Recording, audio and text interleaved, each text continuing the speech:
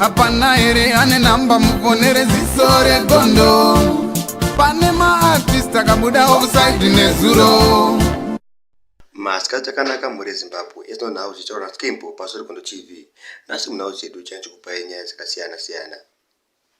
Cashlibs uyu producer kumboita mukurumbira uyu pare zvino akazokuona mumwe muimbi mari uyu aisirwa mari achachadzosera zvino muimbi achade kudzosera mari akambochanga achimboita ngachasofta muimbi kuti zvoni achamdzosera mari yake uyu ane zita rekuchiro Texaman. Zvino producer azobuda zvekare kutaura kuti iye mira ndimbotengesa nguruve dzangu ndope mari yako, asi pacho ne mashondo mairi nguruve chimwe dzoda kutengeswa. Zvoneremeka munhu achitaura mukomana kuti akutsvaga mari yake kunguruve ape munhu mari. Akomana nyika ishaoma vaprofesa achaimboda nawo vakubira vanhu musadaro.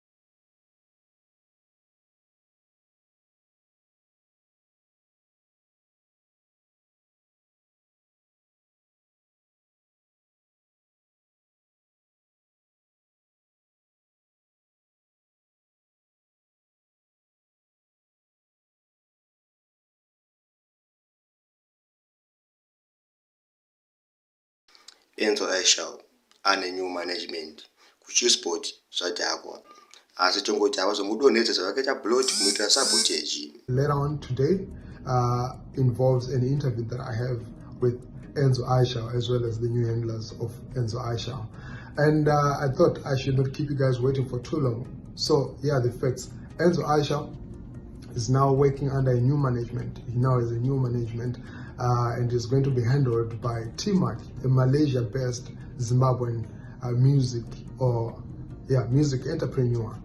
And this is with effect from now. Passion Java uyakuonekwa neruzhinji kuti uyu profita wake unenge wenhema mushure mekunge ari kusimbisa vanhu kuti vaimbe zvinhu zvisina basa kuuraya keria yayo apana vana vadikidika kuimba zvinhu zvisina basa achisapota achipromota. Passion Java unobvita munhu wamwariwe ichase munhu wamwari ana kuisa vana nonsense zvisina basa zvinzi kuremeka achisimbisa vafana vechidiki zvinhu zvakaipa. You for real mukavaona musavashora mukavaona musavashora ini andimbovashora ndinotovapa sando oyenyu ndinovatenda vari kuhura vari kubvisa geto yutsingura pamwe patotengeta nenguva tisati tamborovawo chiwe navanadem ndochicho chichi vamagaya ava vakatadza kuporesa Bondisa mushure menge Bondisa zvinhu zvake achizopiwa mari nemumwe deputy minister kuti anorapwa. Iye angamboda kuona magaya kuti anopora. Manje munhu wamwari akakundikana Bondisa akurapwa kuchipatara uye kune vada kubatsirawo chachikupai nhamba dzake dzeEcocash changodhora chairo makabatanidza anowana akawana kubatsirwa zvakanaka.